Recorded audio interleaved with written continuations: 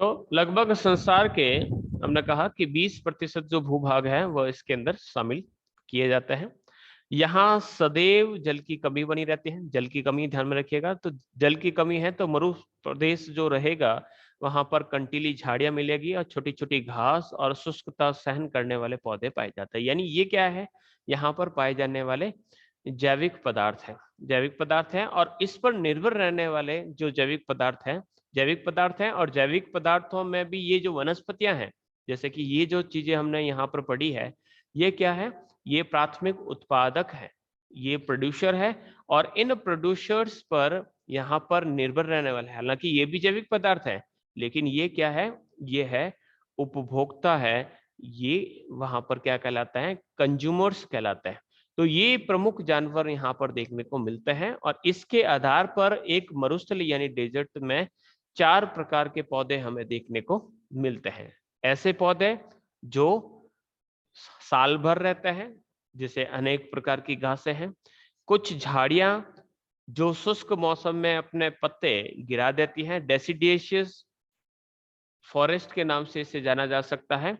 कुछ काफी बड़े तने वाले पौधे होते हैं, जैसे कि कैक्टस वगैरह जो है, नागफनी है, और जो थोर वगैरह है, वो इस प्रकार के जो पौधे हैं वो देखने को मिलते हैं। इसके अलावा कुछ सूक्ष्म वनस्पति यहाँ पर माइक्रोफ्लोरा भी देखने को मिलते हैं, जिसके अंदर काई, लिकेन, नीली हरित शैवाल, ये मरुभूमि में जहां कहीं पर भी पानी वगैरह मिलता है वहां पर इस प्रकार की वनस्पति देखने को मिलते हैं।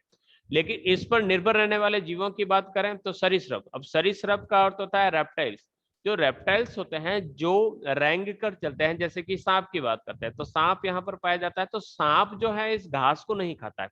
सांप इस घास पर जो डिपेंड रहने वाले जो कीट है या जो मेंढक है, उस मेंढक का सेवन ये करते हैं। कीट और मेंढक जो होते हैं ये किस पर डिपेंड रहता है, एक घास पर डिपेंड करता है। घास अलग अलग क्षेत्रों के आधार पर अलग अलग प्रकार की पाई जाती है। तो यहाँ पर अलग अलग प्रकार के सरीसृप पाए जाते हैं, कुछ कीट्स पाए जाते हैं, और कुछ पूर्वानुकूली नाम के जो जीव हैं छोटे छोटे, वो देखने को मिलते हैं। बात करें अपघटन की, जैसे कि हम 3 चीजों को हमेशा से पढ़ते आ रहे हैं कि कुछ जैविक होते हैं, ये रट लीजिएगा, कुछ अजैविक होते हैं, और अजैविक के बाद कुछ होते हैं जो इनको सड़ाते हैं, गलाते हैं, अपघटक, डिकम्पोजर। तो शुष्क वातावरण होने के कारण यहाँ पर अपघटन कम होता है। मरुभूमि में जल की उपलब्धता अगर बढ़ जाती है तो वहां कृषि पारिस्थितिकी तंत्र विकसित हो जाता है। यानी वो मरु पारिस्थितिकी तंत्र जो है किस में बदल जाता है, एक एग्रीकल्चर इकोसिस्टम के अंदर बदल जाता है। कहाँ बदल जाता है, जहां पर जल की उपलब्धता होती है। जैसे कि इंदिरा गांधी जो कैनाल है, उसके बाद मरुभूमि का जो इकोसिस्टम है, मरुभूमि का इकोसिस्टम का अर्थ होता है कि वहां पर ये छोटी छोटी घासें और छोटे छोटे वृक्ष मिलते थे। वहां पर अलग अलग प्रकार की फसलें विकसित हो गई, और उन फसलों पर निर्भर रहने वाले जो जीव है वो भी अलग प्रकार के हो गए। तो जरूरी नहीं है कि वहां पर मेंढक मिले, वहां पर आपको अलग अलग प्रकार के कीट पतंगे, तितलियां और अलग प्रकार के जो पक्षी हैं वो भी देखने को मिल सकते हैं। तो ये पक्षी अलग अलग मिलेंगे या इसमें जो विविधता मिलेगी, तो उसके पीछे कारण है कि वह किन चीजों का सेवन करते हैं। अगर वहां पर उनका उपभोग करने वाली वस्तुएं मिलती हैं, जैसे कि हम अगर बात करें तोतों की, जो मिट्ठू होता है, तो रेगिस्तानी क्षेत्रों में आपको, ऐसे क्षेत्रों में जहां पर इनको खाने के लिए इस प्रकार की वस्तुएं चीजें नहीं मिलती है, तो वहां पर ऐसे जानवर नहीं रहना पसंद करते। कुर्जा जो फलोदी के पास खींचन गांव में अपना डेरा डालती है, तो वहां पर कुछ न कुछ उनके लिए एक विशेष वातावरण देखने को मिलता है, तो वो वहां पर डेरा डालती है, यहाँ पर नहीं। हमारे पास में जवाई डैम में देखिएगा, वहां पर जो जानवर मिलते हैं वो आपको आसपास के दूसरे क्षेत्रों में देखने को नहीं मिलते। तो कहने का अर्थ ये है कि जो जैविक पदार्थ है, जैविक पदार्थ में भी अन्योन्य क्रिया चलती है। जैसे कि जैविक जो कारक है उसके अंतर्गत हमने पढ़ा कि उसके अंतर्गत कुछ उत्पादक होते हैं, हरे पौधे जो भोजन बनाते हैं, और उस पर निर्भर रहने वाले जो जीव होते हैं जो कहलाते हैं उपभोक्ता। तो उपभोक्ता जो शाकाहारी होते हैं, जैसे कि प्राथमिक तो उपभोक्ता होते हैं, उन्हें शाकाहारी कहा जाता है। द्वितीयक उपभोक्ता होते हैं, उन्हें हम मांसाहारी, और जो तृतीयक होते हैं उन्हें हम सर्वाहारी कहते हैं। तो ये डिपेंड करता है कि उनको खाने के लिए वहां पर कौन कौन सी सामग्रियां मिलती हैं और किस प्रकार से वो सेवन करते हैं। तो इस प्रकार से एक जो मरुस्थल है उसमें पारिस्थितिकी तंत्र इस प्रकार का देखने को मिलता है। अब बात करते हैं एक सागर का। अब सागर के पारिस्थितिकी तंत्र में हम वही बात करते हैं कि कुछ बायोटिक है, ये सिस्टम समझ लीजिए, कुछ है अबायोटिक और कुछ है डी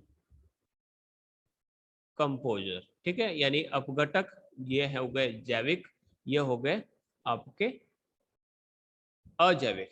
अब इस हिसाब से देखें तो एक सागरीय पारिस्थितिकी तंत्र में, अब सागरीय पारिस्थितिकी में बायोटिक की बात करें तो एक तो होगा प्रोड्यूसर, ठीक है, एक होगा कंज्यूमर, ठीक है। अब प्रोड्यूसर यानी प्राथमिक उपभोक्ता, कंज्यूमर में भी कंज्यूमर फर्स्ट सेकंड थर्ड, देखिए फर्स्ट सेकंड और थर्ड में लिख देता हूं, ठीक है। अब प्रोड्यूसर की बात करें तो यहां पर आपने पढ़ा होगा कि एक होता है फाइटो प्लैंकटन, फाइटोप्लैंक्टन, और इस पर निर्भर रहने वाले जो होते हैं उन्हें कहा जाता है जू प्लैंक्टन, ठीक है। यहां पर इसको हिंदी में कहा जाता है प्लवक। प्लवक, कौन सा प्लवक? पादप प्लवक। ये छोटे छोटे से वहां पर पौधे होते हैं जो समुद्र के अंतर्गत अपना भोजन बनाते हैं। प्राथमिक उपभोक्ता, ये सॉरी, ये क्या है? ये है उत्पादक, खाना बना रहे हैं। कैसे बनाएंगे? प्रकाश संश्लेषण की क्रिया से बनाएंगे। अब इसमें जो इस पर निर्भर रहने वाले जो होता है जिसे कहा जाता है जू प्लैंक्टन, जू प्लैंक्टन, या इसे कहा जाता है जंतु प्लवक। जो जंतु प्लवक होते हैं वो इन पर डिपेंड रहते हैं। फिर ये प्राथमिक हो गए, कंज्यूमर फर्स्ट, फिर कंज्यूमर सेकंड की बात करें तो यहाँ पर शाकाहारी मछली आ जाएगी, मछली जो है शाकाहारी वो इसमें आएगी, फिर उसके ऊपर मांसाहारी मछली आएगी। तो इस प्रकार से एक पोषण श्रृंखला पाई जाती है। और इसके अलावा जब ये मर जाते हैं तो उनको सड़ाने गलाने का जो काम जो कौन करता है, वो अबायोटिक कंपोनेंट करता है। फिर वापस बायोटिक, अबायोटिक, ये जो सिस्टम है लगातार चलता रहता है, ठीक है। इसी प्रकार से ये डीकम्पोजर है, डीकम्पोज वाले वापस इसको बायोटिक के अंदर कन्वर्ट करेंगे। तो एक सागरीय पारिस्थितिकी तंत्र में आपको न तो बंदर देखने को मिलेगा, न वहां पर गिलहरी देखने को मिलेगी, और न ही वहां पर चूहे मिलेंगे। तो यहाँ पर क्या मिलेगा? तो यहाँ पर आपको जू प्लैंक्टन मिलेंगे, फाइटोप्लैंक्टन मिलेंगे, मछलियां मिलेगी, केकड़े मिलेंगे, ऑक्टोपस मिलेंगे। तो ये एक पारिस्थितिकी तंत्र जो है वो सागर के अंदर डेवलप होता है। तो लगभग 71% जो भाग है वहां पर पानी पाया जाता है। तो एक बहुत बड़ा इकोसिस्टम जो है उसके लिए पोषक तत्वों की पूर्ति इसी 70% 71% भाग पर जो पानी पाया जाता है उसमें हो जाती है। एक जो पारिस्थितिकी तंत्र की बात करें तो समुद्र की जो गहराई है लगभग कितनी होती है? लगभग ये अप्रोक्सीमेटली 4 किलोमीटर बताई गई है, अप्रोक्सीमेटली 4 किलोमीटर बताई है। लेकिन मरियाना ट्रेंच वगैरह को देखें तो लगभग जमीन से पानी के समुद्र तल से 11 किलोमीटर की गहराई तक भी वहां पर गहराई पाई जाती है, लेकिन एवरेज 4 किलोमीटर पाई जाती है। तो एक सागरीय पारिस्थितिकी तंत्र के अंतर्गत पाए जाने वाले विचरण यानी घूमने वाले जीव जंतुओं, पादप इत्यादि के अनुकूल जो है वह जल की संरचना रहती है, तथा महासागरों के अंदर पाए जाने वाले जो कार्बन तत्व हैं उनको ऊर्जा के रूप में सभी जीव उपभोग करते हैं। वो ऐसा नहीं है कि जो कार्बन तत्वों की पूर्ति जमीन से प्राप्त करते हैं, वो उस सागर के अंदर से ही जो पोषक तत्व मिलते हैं उनको खा पी कर अपने आप को जिंदा रखते हैं। तो एक सागरीय पारिस्थितिकी तंत्र में कई फिनोमिना पाए जाते हैं, उसके अंदर लहरें होती हैं, ज्वार भाटे चलते हैं, गहराई भी अलग अलग प्रकार की मिलती है, तापमान भी आप जैसे जैसे गहराई की तरफ जाओगे या फिर उत्तर दक्षिण या पूर्व पश्चिम की तरफ क्षैतिज रूप में जाओगे तो अंतर देखने को मिलेगा। प्रकाश जो है सूर्य का वो काफी गहराई तक नहीं पहुंच पाता है, तो प्रकाश जो क्षेत्र है वहां पर ही फोटोसिंथेसिस की प्रक्रिया होगी। जहां तक सूर्य का प्रकाश पहुंचेगा, देखिएगा अगर हमने कहा है कि सागर तल है, ये यहाँ पर सागर तल है, और जो सूर्य की रोशनी यहाँ से गिर रही है तो वो सूर्य की रोशनी इस सागर के अंदर कितना प्रवेश कर पाएगी, लगभग 60-70 फीट या 600 मीटर तक के आस तक पहुंच जाएगी। तो आधा किलोमीटर तक अगर सूर्य की किरणें अगर पहुंच जाती है तो जो वन है, वन का अर्थ होता है यहाँ पर जो फाइटोप्लैंक्टन्स पाए जाते हैं, जो छोटे छोटे पौधे पाए जाते हैं, वो भोजन किस पर बनाते हैं, वो भोजन बनाते हैं सूर्य की उपस्थिति में। क्योंकि यहाँ पर क्या होगा, प्रकाश संश्लेषण। प्रकाश संश्लेषण नहीं होगा तो भोजन कैसे बनेगा। तो जो पौधे पाए जाते हैं वो कम गहराई तक ही पाए जाते हैं, तो प्रकाश संश्लेषण यानी प्रकाश जहां तक पहुंचता है वहां तक भोजन प्राप्त होता है। तो ऐसी स्थिति में पौधे सारे के सारे आधा किलोमीटर की गहराई तक देखने को मिलेंगे।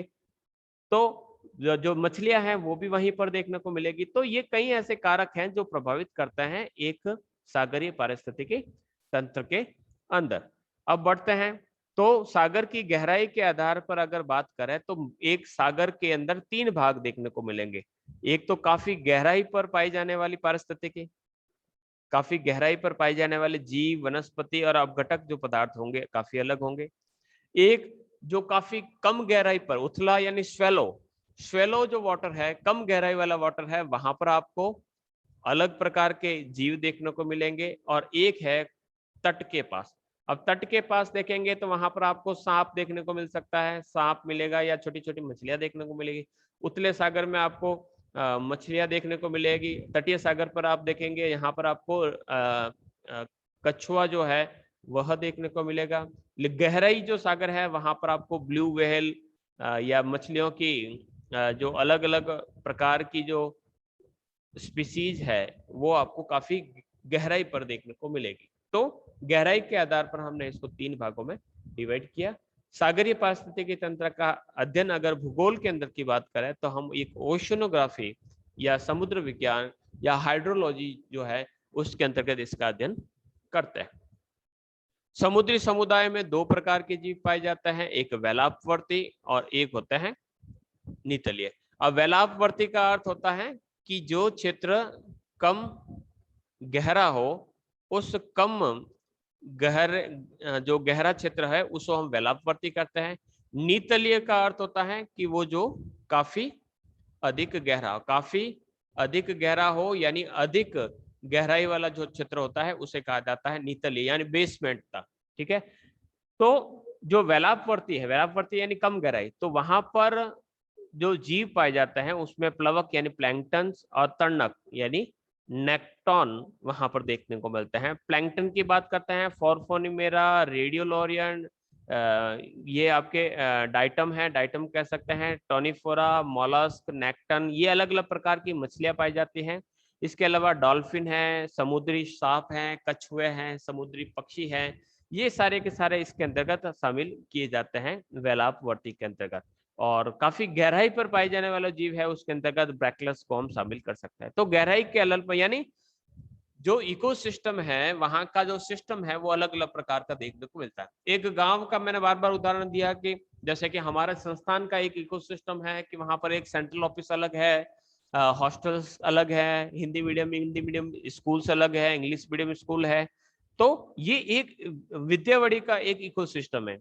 फिर विद्यावड़ी के इकोसिस्टम की अगर बात करें तो कॉलेज का इकोसिस्टम आपको अलग देखने को मिलेगा। ठीक है, तो उसके अंतर्गत आपको पढ़ाई जाने वाली किताबें भी अलग मिलेगी, पढ़ाने वाले टीचर्स और उनकी क्वालिफिकेशंस अलग मिलेगी, और वहां पर पाए जाने वाला जो इन्वायरमेंट है वो आपको अलग प्रकार का देखने को मिलेगा। हिंदी मीडियम में अलग मिलेगा, इंग्लिश मीडियम में अलग मिलेगा, और हॉस्टल का एक अलग इकोसिस्टम आपको देखने को मिलेगा। जो ड्राइवर्स है या जो चतुर्थ श्रेणी कर्मचारी है उनका एक अलग सिस्टम, एक अलग ही सिस्टम चलता है। और ऐसा ही एक जो सिस्टम है आपको मैथ्स के अंदर देखने को मिलेगा, क्योंकि वहां के जो लोग होते हैं जैसे कि मैथ्स के लोग हैं उनको कॉलेज से या स्कूल से कोई लेना देना, उनका एक सिस्टम है कि खाना बनाना है, परोसना है, सफाई की व्यवस्था करनी है। तो ये सिस्टम जो है वो अलग अलग क्षेत्रों में देखने को मिलेगा। ऐसा ही एक उदाहरण के तौर पर अगर कहें कि मैं साधारण शब्दों में कहूँ तो आप इस प्रकार से कह सकते हैं कि जो इकोसिस्टम की बात करें, जैसे कि अगर मैं कहूँ कि यहाँ पर मैं एक छोटा सा एक उदाहरण बता देता हूँ। जैसे कि मैं यहाँ पर एक काल्पनिक रूप से ये यहाँ पर मैंने एक चित्र बनाया है, और इस चित्र के अंतर्गत यहाँ पर हमने ये बना दिए रूट्स, और इसी के साथ साथ अगर हम बात करें तो यहाँ पर आपको ग्रीनली एरिया देखने को मिलेगा। यानी यहाँ पर आप देखेंगे कि यहाँ पर लीफ पाई जाती है, यहाँ पर पत्तियां, यानी पत्तियां जो है वो पाई जाती हैं। ये हो गया इसका तना और ये हो गई इसकी जड़। तो एक तने का इको सिस्टम अलग प्रकार का देखने को मिलेगा। इस तने के अंतर्गत रहने वाले जीव, अजैविक पदार्थ आपको अलग देखने को मिलेंगे, पत्तियों पर डिपेंड रहने वाले जीव अलग मिलेंगे और जड़ों के अंदर रहने वाले जीव अलग देखने को मिलेंगे। तो एक पेड़ के अंदर भी 3 प्रकार के इकोसिस्टम हमें देखने को मिल जाते हैं। तो इकोसिस्टम जैसे कि अगर हम क्लासरूम का बात करें तो क्लासरूम के अंतर्गत ज्योग्राफी की क्लास का इकोसिस्टम अलग प्रकार का मिलेगा, आपको हिस्ट्री की क्लास का इकोसिस्टम अलग देखने को मिलेगा। तो इकोसिस्टम कहीं पर भी तैयार हो सकता है, वहां पर पाए जाने वाला जो जीव होते हैं, वहां पर पाए जाने वाले जो पदार्थ या जो तत्व होते हैं वो एक दूसरे को प्रभावित करते हैं और प्रभावित होते हैं। इसी प्रकार से तालाब का इकोसिस्टम, अब तालाब के अंदर इकोसिस्टम किस प्रकार से पाया जाता है, तो तालाब के अंतर्गत आप देखेंगे तो मूल रूप से जो बात है वो मैं आपको बता देता हूँ। देखिएगा कि अजैविक घटक, अब इनऑर्गेनिक जो या अबायोटिक, इनऑर्गेनिक या की बात करें तो अजैविक घटकों के अंदर इनऑर्गेनिक की बात करें तो जल, oxygen, CO2, nitrogen, calcium, phosphorus, लवण, अमीनो अम्ल, ये जो हार्मिक जो अम्ल है, ये सारे के सारे जो है जो जैविक अजैविक यौगिक यहाँ पर पाए जाते हैं। कुछ उत्पादक होते हैं, तो 2 प्रकार के उत्पादक होते हैं जो खाना बनाता है। तो खाना बनाने का काम कौन कौन से है, बड़े बड़े से जो तैरते हुए पौधे हैं जिनकी जड़ें होती हैं, और कुछ ऐसे पौधे होते हैं जो काफी सूक्ष्म यानी होते हैं, जिसे हमने फाइटोप्लैंक्टन अभी जिक्र किया था कि सूक्ष्म होते हैं फाइटोप्लैंक्टन। फाइटोप्लैंक्टन पर डिपेंड रहता है जूप्लैंक्टन, जूप्लैंक्टन पर डिपेंड रहता है फिश, और फिश पर डिपेंड रहता है फिशरीज जो मछुआरे होते हैं।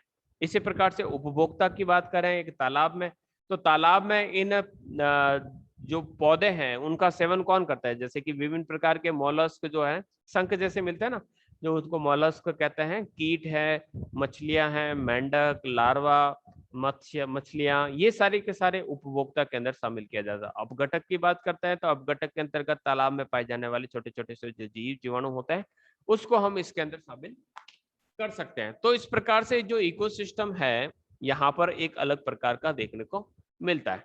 अब इसको भी अगर कह सकते हैं कि की बात करें कि जल की उपलब्धि की अवधि के आधार पर तालाबों को भी अलग अलग भागों में बांट सकता है। कुछ तालाब स्थायी होते हैं, कुछ अस्थायी होते हैं, कुछ जो सारा वसंती शरद होते हैं और द वासंती ग्रीष्मकालीन होते हैं। तो इसको अलग अलग भाग से 5 भागों में हम तालाबों को भी बांट सकते हैं। बनावट के आधार पर बात करें तो तालाब जो है वो खुद बनाए हुए हो सकते हैं या फिर प्राकृतिक हो सकते हैं। तो एक तालाब के पारिस्थितिकी तंत्र में रहने वाले जो पादप हैं या जो जीव जंतु है, वहां पर एक सिस्टमेटिक एक व्यवस्था पाई जाती है।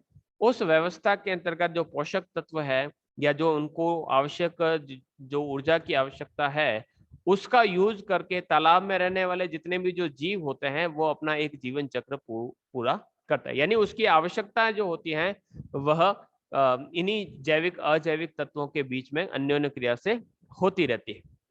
तो 2 प्रकार के जो पादप हैं, जैसे कि हमने कहा अभी जड़ वाले पौधे जिसे फ्लोटिंग प्लांट्स कहते हैं। फ्लोटिंग प्लांट्स में आपके कमल वगैरह है या दूसरे जो घासें वगैरह हैं। पादप जो है जिसे प्लैंक्टन कहा जाता है, फाइटोप्लैंक्टन से इसको इस प्रकार से बांटा जा सकता है।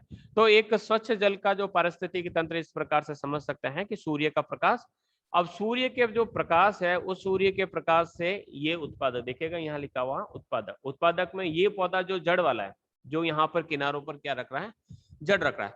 कुछ जो पौधे हैं देखिएगा ये अंदर की तरफ है, ठीक है, तो ये भी इस सूर्य के प्रकाश से अपना भोजन बनाते हैं। अब इस पर डिपेंड रहने वाले हैं जैसे कि आपके शैवाल है, ठीक है, ये मछलियां हैं और विभिन्न प्रकार की जो द्वितीयक उपभोक्ता जैसे कि अलग अलग प्रकार के ये कीड़े हैं जो मछलियों का सेवन करते हैं।